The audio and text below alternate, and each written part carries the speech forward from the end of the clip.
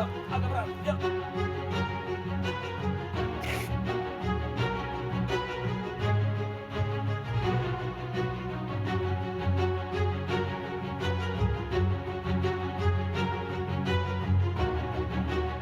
Kita seringkali merasa prihatin dengan data kemiskinan, kesenjangan ekonomi atau gizi buruk yang menghiasi layar kaca dan media sosial. Tapi coba renungkan sejenak, berapa banyak dari kita yang tanpa sadar menyisakan makanan yang akhirnya berakhir di tempat pembuangan? Ada satu data yang mungkin jarang Anda dengar. Setiap tahun jutaan ton makanan yang sebenarnya masih layak konsumsi berakhir di tempat pembuangan. Ironinya, di saat yang sama banyak orang harus berjuang sekadar untuk mendapat makanan yang layak. Saya terima ya. Terima kasih. Selamat datang pemirsa di segmen Sehari Menjadi. Pernah kepikiran nggak sih makanan-makanan yang misalkan nih tidak habis dalam sehari terus berpotensi membuat food waste? Kira-kira seperti apa ya keseharian menjadi seseorang yang peduli terhadap potensi food waste tersebut? Saksikan selengkapnya di segmen Sehari Menjadi kali ini. Fakta lain yang mungkin tidak banyak kita sadari, Indonesia jadi penyumbang sampah makanan terbesar keempat di dunia loh. Menurut laporan United Nations Environment Program atau UNEP pada tahun 2021, jumlahnya mencapai hampir 21 juta ton per tahun. Wah, aduh, ini sih banyak banget ya. Namun kabar baiknya dalam beberapa tahun terakhir berbagai cara mulai muncul di tengah masyarakat. Sebagian pelaku usaha kuliner seperti restoran, rumah makan, dan toko roti memiliki program yang menyalurkan makanan baru atau segar kepada yang membutuhkan, dan lainnya bergerak mencari dan mengumpulkan makanan yang berpotensi terbuang atau food loss. Kebetulan roti kita juga fresh Kak, jadi kita jual hanya 1 hari aja. Dan ada beberapa roti yang emang tidak habis dalam saat penjualan 1 hari. Jadi alangkah baiknya kita sumbangkan ke orang yang lebih membutuhkan gitu. Makanan yang berpotensi terbuang ini hadir dalam berbagai wujud. Ada sayuran yang kurang segar, buah yang tidak lagi bulus, hingga makanan dalam kemasan yang biasa tertata di supermarket. Kang. Bentar ya. Lele. Tar dulu. Ini donasi kita ada cukup banyak nih, Kang. Oke, Op ya. Sini ya. Turunin ya. Salah satu wujud nyata kepedulian itu hadir di tempat saya berada saat ini. Komunitas yang berdiri sejak tahun 2017 sebagai organisasi nirlaba ini berhasil mengumpulkan beragam jenis makanan yang sebagian besarnya masih sangat layak untuk dikonsumsi setiap harinya. Ada beras, Tumpah. Oh, ini ada yang bocor ya? Iya, bocor. Jadi ini emang kemasan reject sih. Oh, Nanti kita repack lagi. Oke, siap. aneka sayur bayur, hingga susu kemasan. Dan ternyata benar dugaan saya, masih segar. Sebagian produk donasi memerlukan pemangkasan, sedangkan sebagian lainnya hanya perlu dibersihkan karena kotor. Proses pembersihan dan pemilahan jadi tahapan wajib untuk makanan segar seperti sayur dan buah. Kegiatan ini dilakukan di hub atau tempat penampungan donasi. Maria, ini masih oke atasnya. Bawahnya kan nggak oke. Ini gimana nih? Bisa dipakai atau dibuang aja? Biasanya kita lihat dulu aja, sorry ya, pelangnya kita belah tengah. Oke. Nah ini kan dalamnya masih bagus kelihatan. Kita tinggal buang ininya aja. Oh, oke. Demi keamanan pangan, apabila ditemukan makanan yang sudah tidak layak santap, tindakan terbaik adalah segera menyingkirkannya.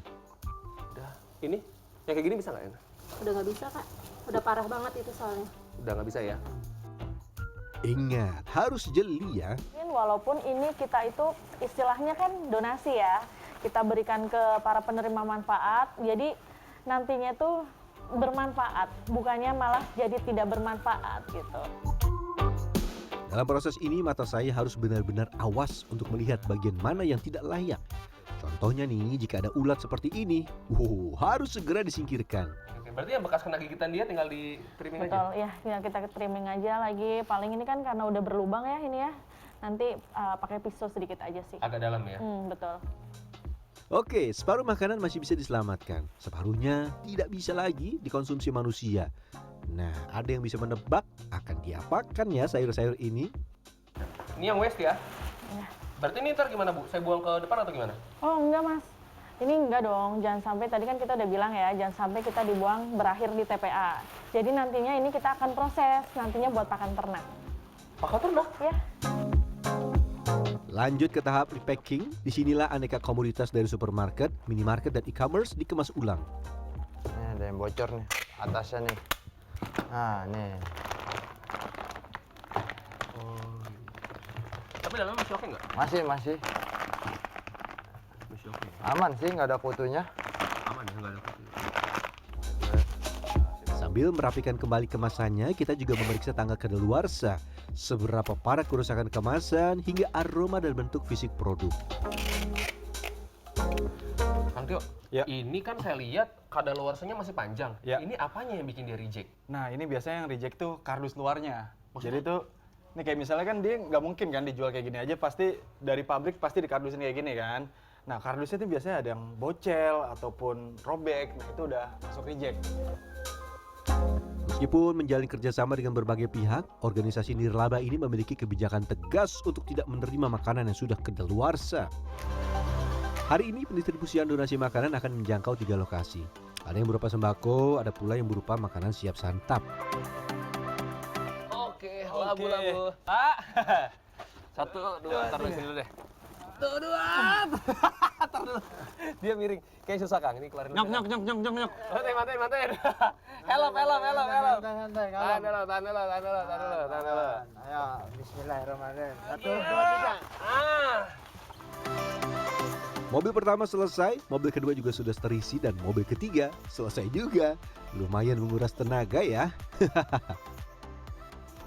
Kali ini saya bertolak ke salah satu panti asuhan anak dan lansia yang berada di wilayah Jakarta Selatan. Di tempat ini roti jadi salah satu makanan yang selalu dinanti. Ini saya sambil nyicipin yang di rescue foodnya. Sama banget dengan yang sebelumnya saya makan. Cuman memang gulanya udah meresap aja. Sisanya mah sama, teksturnya mirip, rasanya ya oke banget. Dari Jakarta Selatan kita menuju ke Bekasi, Jawa Barat untuk menyerahkan bahan makanan ke sebuah panti asuhan. Kali ini bantuan didominasi sayuran yang akan melalui proses pengecekan kualitas sebelum dimasak dan disantap.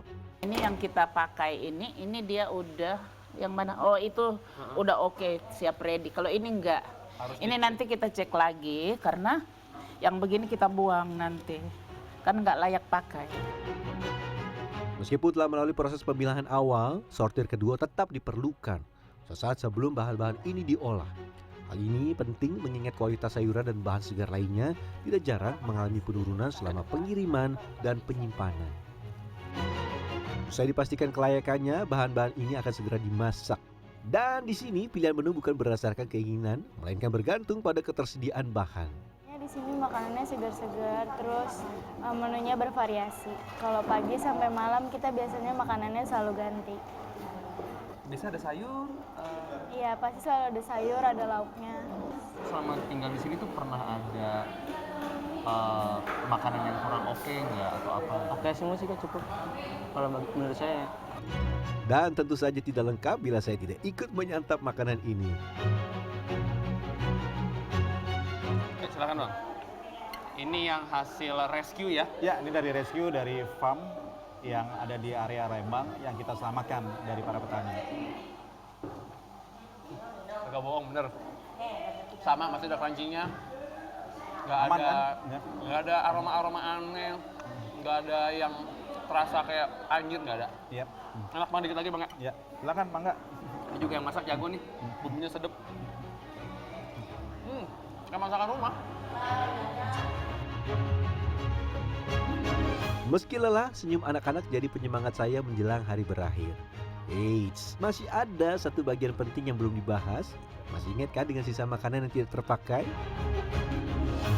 Nah, ini makanan-makanan yang tidak bisa lagi dikonsumsi oleh manusia. Kita lanjut. Ya Kang, maaf ya Kang, lama ya. Yuk, Mangga. Kemana? Sana? Perjalanan saya berlanjut menuju sebuah tempat yang menarik. Di sini ada budidaya maggot yang memiliki peran penting untuk mengurai habis sisa-sisa makanan yang sudah tidak layak dikonsumsi manusia. Harum. Oh, ini ada pumpkin juga ya, Kang? Ya, ada pumpkin kayak udah kopong biasanya. Caranya sederhana, letakkan makanan sisa di tumpukan maggot.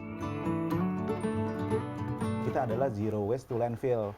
Jadi kita mengolah lagi makanan yang sudah tidak edible itu agar tidak ke landfill dan diolah secara bertanggung jawab atau berkelanjutan. Buat yang belum tahu, maggot adalah larva dari jenis lalat tertentu yang memiliki kemampuan luar biasa dalam mengurai sampah organik. Menariknya, siklus hidup maggot menghasilkan manfaat ganda. Sebagian maggot bermetamorfosis menjadi lalat dan sebagian lain, termasuk sisa-sisa larva seperti cangkangnya, jadi sumber pakan bagi ikan lele. Ya, yang pertama karena lele itu adalah proteinnya lumayan banyak ya, tinggi protein, kemudian juga mudah untuk perawatannya dan juga untuk perkembangbiakannya. Kemudian ini kita tidak jual, tapi kita gunakan untuk donasi lagi. Sejak tahun 2017, gerakan ini telah menggandeng 150 organisasi atau yayasan sebagai penerima donasi makanan dengan lebih dari 40.000 orang yang terbantu. Jangkauannya hampir seluruh kota besar di Indonesia. Kalau untuk keracunan, amit-amit dari awal kita berdiri sampai sekarang kita berjalan itu tidak ada, nol. Intinya tidak ada. Kita pastikan jangan sampai terjadi ada kasus-kasus keracunan. Sebelum makanan itu didistribusikan, kita itu ada QC ya dari tim kita. Dan bahkan sampai di penerimaan manfaat, kita pun ada QC tersendiri. Sebagai langkah pencegahan, organisasi ini tidak memberikan donasi langsung ke individu, melainkan melalui lembaga mitra yang memahami dan memverifikasi ulang agar keamanan pangan terjamin. Kita takutnya kalau misalnya kita memberikan ke perorangan, nantinya akan menjadi poin negatif juga buat kita. Kita nggak tahu lingkungan di situ benar orang itu membutuhkan, benar orang itu patut dibantu. Baiknya sih ada yang namanya tadi, tangan kedua, kepanjangan tangan kita. Perjalanan makanan yang berhasil diselamatkan ini jadi pengingat untuk kita semua. Yuk hargai setiap makanan di meja dan jangan sampai ada yang terbuang sia-sia karena di luar sana masih banyak yang sangat membutuhkan. Akhir kata, dari Fernando, Warsa, CNN Indonesia.